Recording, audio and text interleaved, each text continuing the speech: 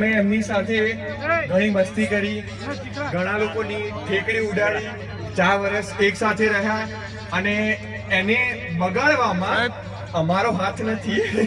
એ તો નસીબ જોગ જ વસ્તુ છે. આજે એના લગ્ન સમાપન પ્રસંગે અમે એક બે પંક્તિ કહેવા માંગીએ છીએ. તો હું મારું માઇક મારા સાથી મિત્ર રિંકલને આપું છું. સૌથી પહેલા જેના બી અત્યારે લગ્ન થયા બધી નવદંપતિ માટે દુઆ છે એવી દિલથી અમારી, સલામત રહે જોડી તમારી, મળે તમને ફૂલોની સવારી, સલામત રહે જોડી તમારી. વાહ વાહ વાહ વાહ. ઈર્ષાદ ઈર્ષાદ ઈર્ષાદ. તો અમે એક બે પંક્તિ આ લગ્નના લગ્ન સમાપનના સુપ્રસંગે કહેવા માંગીશું. આ જાતે અમે બનાવી છે. સ્ટાર્ટ કરીએ છીએ.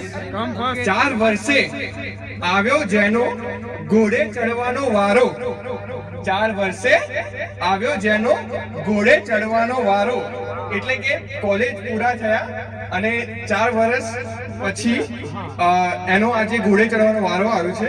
એટલે અમે એના અનુસંધાનમાં લખ્યું છે 4 વર્ષે આવ્યો જેનો ઘોડે ચડવાનો વારો, એ જવાનપુરનો જુવાન છે દોસ્ત અમારો.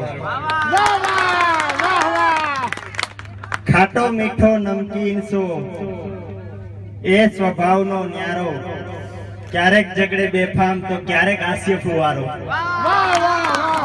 એટલે તમે ક્યારેક એની જોડે ભાજપનો કોંગ્રેસની વાત કરી જોજો. એટલે તમને ખાટો ખાટો મીઠો નમકીન દરેક પ્રકારનો અનુભવ થઈ જશે. એના પછી નાના હોય કે મોટા સૌ જોડે મોજથી રહેતો, પૂછે કોઈ વાત તો એ માત્ર બૂમો પાડીને જ કહેતો.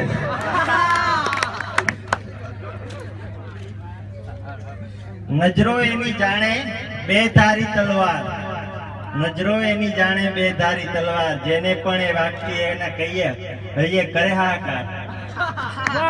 કોલેજના કોઈ પણ મિત્રને પૂછી જુઓ કે એની લાક્ષણિકતાઓ શું હોઈ શકે. ગુસ્સામાં એ મિત્ર પાછળ દેખાડો લઈને દોડે, તો મોજમાં એ જ મિત્રને ક્યારેક બેસાડે પોતાને છોડે. ઘણી વાર એવું થતું કે અમારે કોઈ વાતે કોઈ બીજા લોકો સાથે અણબનાવ બનતો, તો એના હાથમાં દેખાડો અવશ્ય જોવા મળે. છેલ્લે ભાભી માટે દરેક ભાભી બોલાવો ઉપર બોલાવો. દરેક પગલે સાથે રહીને જેને વધારી અમારી શાન, દરેક પગલે સાથે રહીને જેને વધારી અમારી શાન, ભાભી એથી સાચવજો એ છે અમારી જાન. અને